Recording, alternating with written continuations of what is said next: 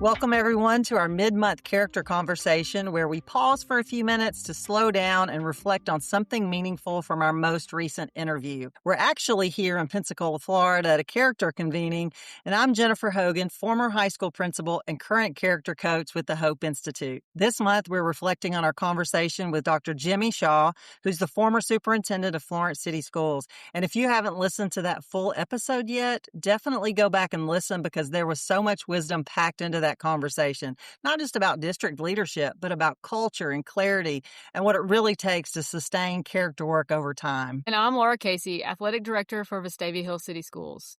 These mid-month conversations are really about helping leaders process the work, not just consume it. Because the reality is leadership moves fast. School life moves fast, and if we don't intentionally stop and reflect, even the most meaningful ideas can get buried under meetings, emails, and everything else competing for our attention. One of the things I appreciated most about Dr. Shaw was how grounded and honest he was about the process. He didn't talk about culture work like it was quick or easy. He talked about it as something intentional, ongoing, and deeply connected to leadership. He really did, Laura, and I really appreciated that. One of the biggest takeaways for me was when Dr. Shaw talked about starting with a simple question. And that question was, what do we actually believe? And honestly, I think that question is more important than a lot of leaders realize because sometimes schools and organizations, they move so quickly into expectations and initiatives and strategic plans. And he said those are the things that he has to do, but we tend to skip over those foundational conversations of values. We assume everyone is aligned, but sometimes alignment doesn't happen automatically. And what Dr. Shaw described, it was the importance of creating clarity before creating expectations. And I think that matters because culture gets confusing when values are implied instead of defined. And he talked about the difference in kids going home and knowing exactly what was expected of them and coming to school where sometimes those values were implied instead of defined. Because, if we don't clearly name what we believe, then people begin operating from assumptions and preferences or habits. And eventually that inconsistency starts showing up everywhere. It shows up in communication, in relationships, in decision making, and even how conflict is handled. And so what I really appreciated about his leadership was that he didn't rush that process. He really understood and understands that meaningful culture work starts with shared language and shared understanding.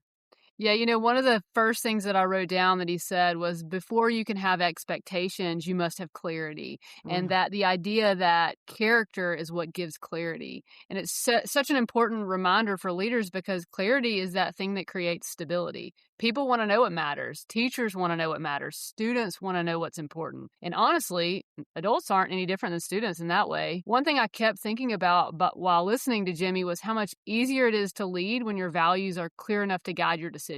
Because in those hard situations that come up, because we know they always do as leaders, you're not reacting emotionally or operationally. You're responding through that lens of your core values. And I think that's why character work just can't live on posters or mission statements. It is that it gives that clarity to what we're doing. It has to be part of those decisions that we make every single day. Another theme that really stayed with me from the conversation was that emphasis on adult culture. He talked about buy-in across an entire district. And what stood out to me was that he didn't describe it as convincing people to do something new. He described it as helping adults align around something that was meaningful. And I think sometimes in education, we focus so much on student outcomes that we underestimate how much student culture is really shaped by that adult culture. Students experience the culture that we as the adults in the building create.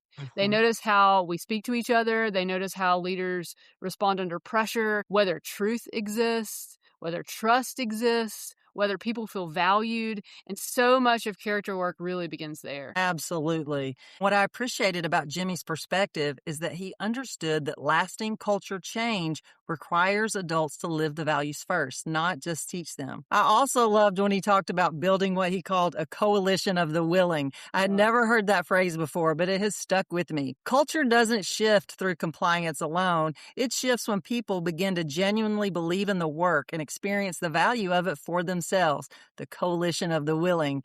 And that takes time and consistency. It always goes back to relationships. Surely does. All of our conversations from Dr. Shaw to the very beginning of the year have really all been at their core about relationships. So we want to leave you with a reflection scenario this month. Imagine you walked into your school tomorrow and asked every adult on campus this question.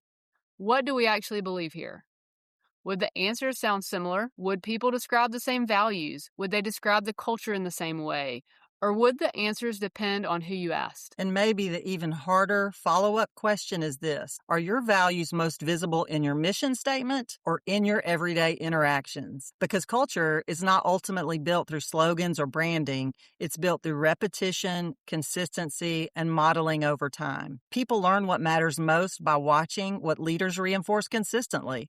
And the good news is this work doesn't require perfection. It simply requires intentionality. And sometimes culture shifts, not because leaders add something new, but because they return to what matters most and begin reinforcing it consistently again. Thanks for spending a few minutes with us today in this month's Character Conversation. We hope this gave you something meaningful to reflect on as you continue leading in your own school or organization. And if this conversation encouraged you, we'd love for you to share the podcast with a friend or colleague who's doing the work too.